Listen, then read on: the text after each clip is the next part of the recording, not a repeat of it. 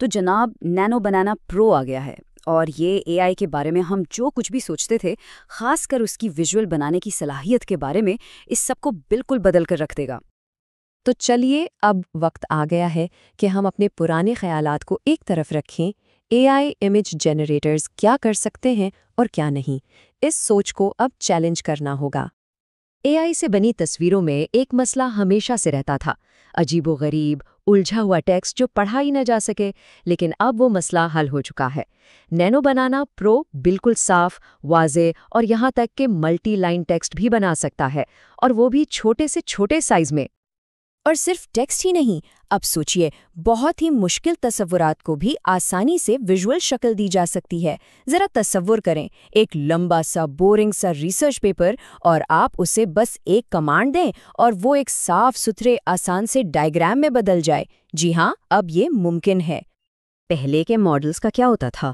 تھوڑی سی بھی پیچیدہ ہدایتیں اور وہ کنفیوز ہو جاتے تھے، لیکن یہ ماڈل یہ بہت ہی تفصیلی، بہت سی شرطوں والی درخواستوں کو بھی بغیر کسی غلطی کے ہینڈل کر لیتا ہے۔ تو چلیے ان پرانی باتوں سے آگے بڑھتے ہیں، اب یہ سمجھتے ہیں کہ آخر یہ نینو بنانا پرو ہے کیا؟ یہ صرف ایک امیج جنریٹر سے کہیں بڑھ کر ہے۔ دیکھیے، یہ اے آئی کی ایک بالکل نئی کیٹیگری ہے۔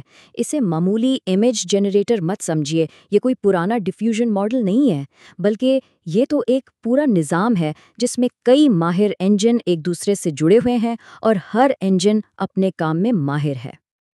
آئیے ذرا جلدی سے ان 5 انجنز کو دیکھتے ہیں جو اس ماڈل کو اتنی طاقت دیتے ہیں۔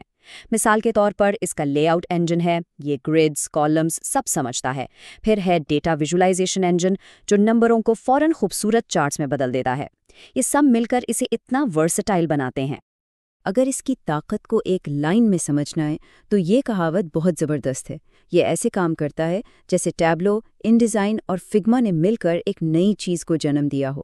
اس سے بہتر اس کو بیان نہیں کیا جا سکتا۔ اچھا، اب آتے ہیں اصل بات پر۔ یہ ٹول صرف ڈرافٹس یا کچے کام کے لیے نہیں ہے، یہ سیدھا آپ کو حتمی اعلیٰ معیار کی استعمال کے لیے تیار چیزیں بنا کر دے سکتا ہے۔ کیسے؟ آئیے دیکھتے ہیں۔ ایک حیران کن مثال دیکھتے ہیں۔ سوچئے ایک کمپنی کی بہت پیچیدہ مالیاتی رپورٹ ہے، یہ ٹول اس کے ساتھ کیا کر سکتا ہے؟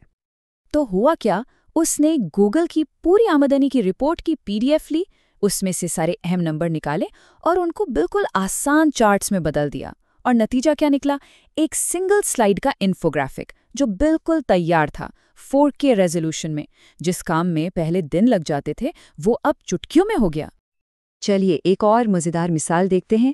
یہاں ہم دیکھیں گے کہ یہ ماڈل کس طرح سے مشکل آئیڈیاز کو ایک مستقل اور تخلیقی سٹائل کے ساتھ جوڑ سکتا ہے۔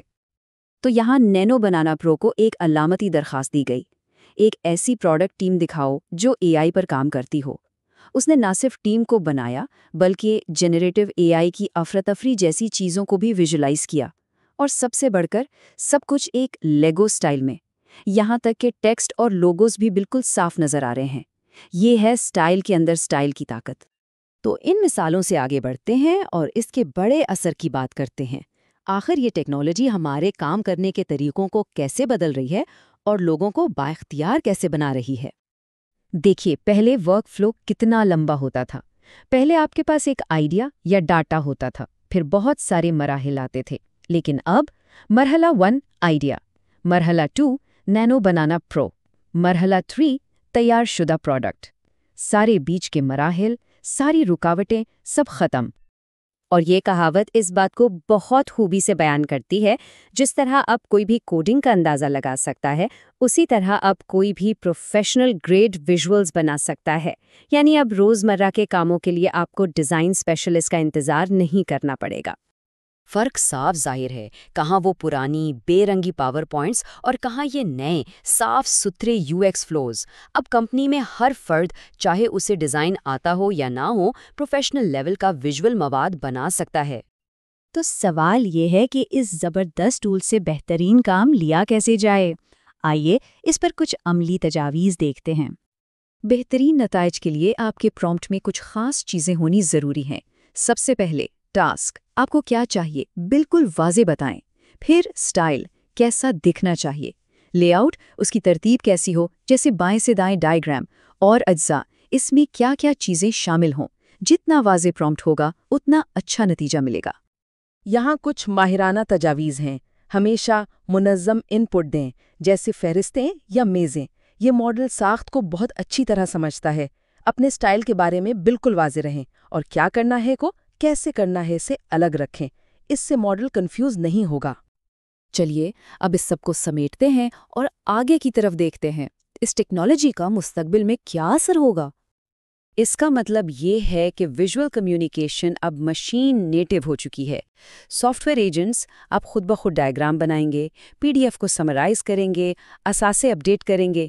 یہ آٹومیشن کے ایک بالکل نئے دور کا آغاز ہے۔